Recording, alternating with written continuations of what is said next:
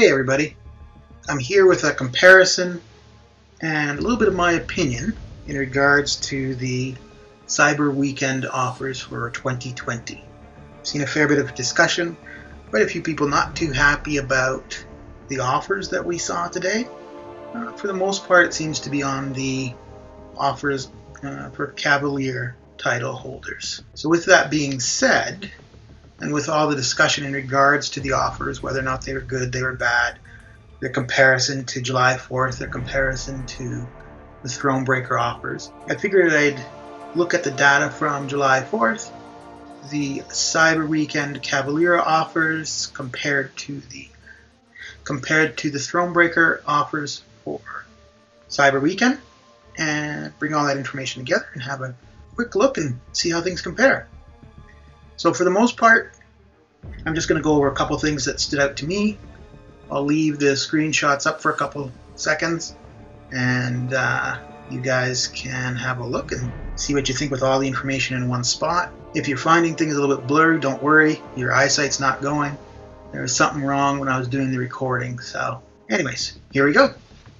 So I'm going to be looking at the Tony Stark's Briefcase, Black Panther's Treasure, and All Father's Order.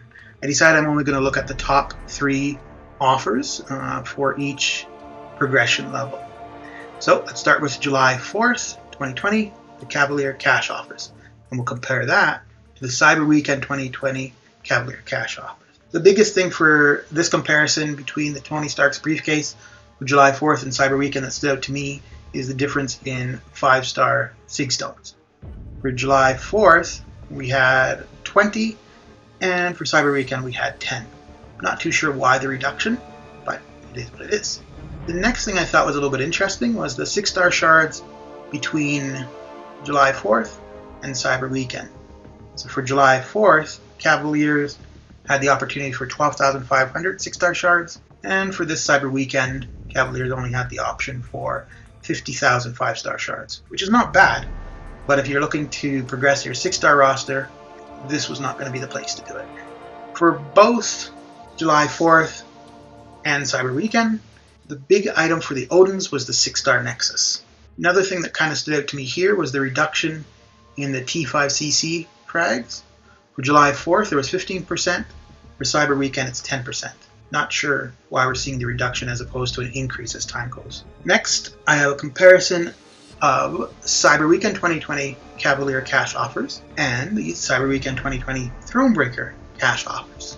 The big thing that stands out to me here, for the difference between the two, for Tony's Briefcase, is the 6-star Nexus. So the Thronebreakers receive a 6-star Nexus, whereas those with Cavalier title are getting 6-star shards. The difference for Black Panther's Treasure seems to be pretty substantial again, where the Thronebreakers are getting 20,000 6-star shards, the Cavaliers are getting 50,000 5-star shards. And again, for the T5cc frags, we're seeing Cavaliers with 5% random, and the Thronebreakers have a selector for 5%.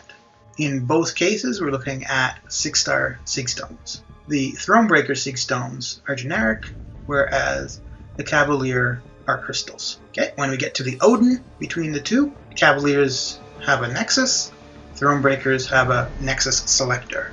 So the Nexus Selector allows you to choose your class, and from that class you'll have 3 options of champions that you want.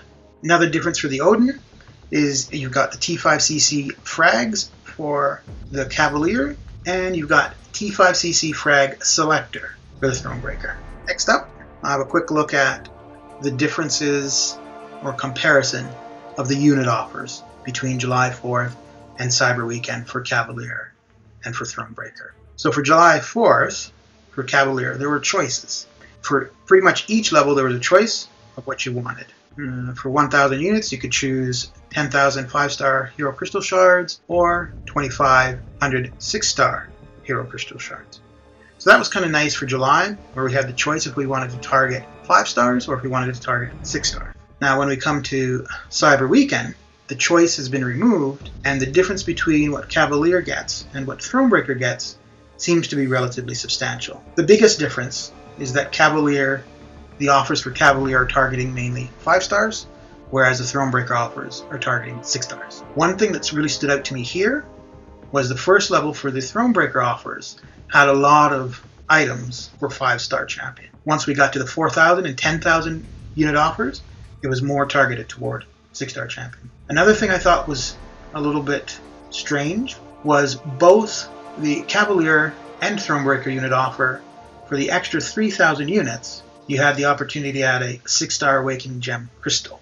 I would have thought that there would be a difference whether it be an Awakening Gem crystal or a T5C selector or even possibly a generic Awakening Gem. But I wouldn't have expected that the 3,000 unit end offer would be the same. Overall, taking everything into consideration for my account, my roster, where I am in progression, I think I'm only going to go for the 1,000 unit offer, the 4,000 unit offer, and the Black Panther's Treasure. So the main reason for the Black Panther's Treasure is targeting the 20,000 6-star shards.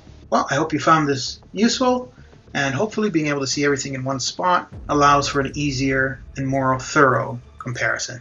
I've also left a link in the comment section for a video I made previously in regards to how many units I figured I could save by Cyber Weekend. I'll be making another video and posting on the 29th of November to see if I reached my goal. Thanks for watching.